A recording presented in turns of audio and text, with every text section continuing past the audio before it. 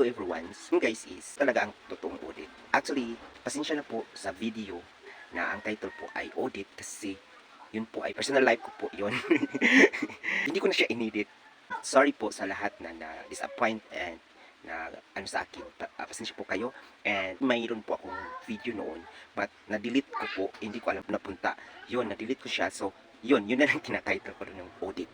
So actually guys, paano talaga mag-audit? Actually guys, ang trabaho ng isang audit is, sila yung pumupunta sa mga companies para malaman nila kung ano yung mga problema, kung ano yung dapat i-develop sa isang company or dapat i-improve sa isang company. Tinitingnan ng isang audit ay customer service. Maganda ba yung customer service nila sa customer? Maganda ba yung pakikitungo nila sa customer nila? Bawat establishment, ino-audit yan sila. Halimbawa sa akin noon, nung nagtatrabaho pa ako sa Petron, so ang tawag sa amin sa mga auditor is reshopper.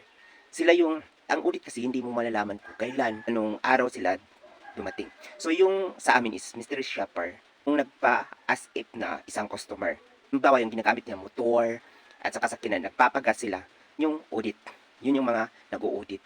Yung audit nila yung mga tao, yung establishment, at saka yung paano nila hinahandle yung customers. Especially sa sa gasoline station. Mayroon yan silang mga steps na sinusunod, pina-follow.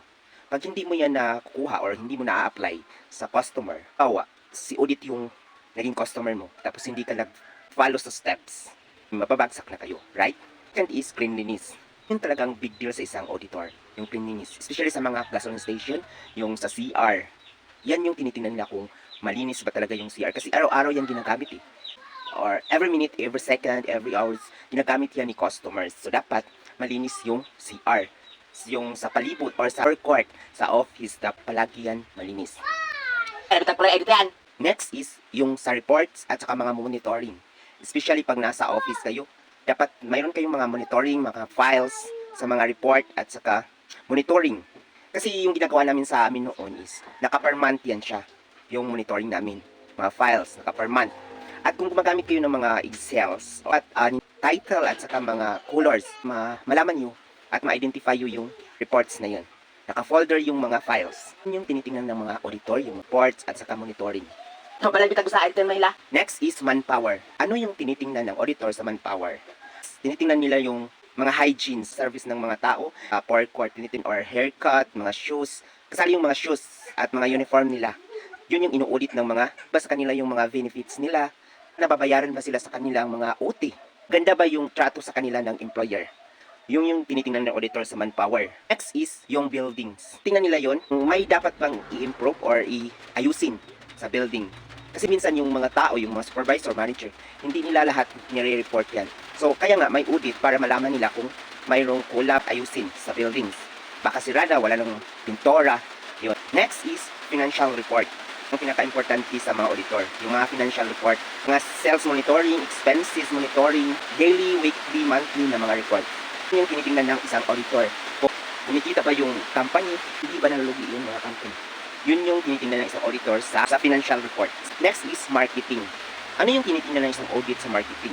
Ang tinitingnan nila is yung halimbawa, pag may mga promos yung companies, na bigay pa ni customer or na naka-benefits ba si customer sa mga sa mga promos, at maayos ba yung advertisement or mga market ba nila yung mga products nila, yung mga bagong products nila. Kaya yung tinitingnan din sa marketing is, gamit ba talaga yung, especially sa mga gasoline station, may mga cards yan sila, na magpapagas ka, makikredit yan sa card mo. Pwede mong gamitin pag wala ka ng pera. Pwede mong gamitin yung points mo, convert into cash or convert into bill or gas. Yun yung tinitingnan ng mga auditors. So far, yun lang yung mga tinitingnan ng auditor. Yun yung trabaho ng mga auditor. So I hope na naliwanagan na kayo at I'm sorry kung na yung title ng video ko, but I am thankful pa rin na maraming nag-react doon at maraming nag-views sa ko doon sa video na yun na mali yung title. At yun lang. Maraming salamat, Kapi.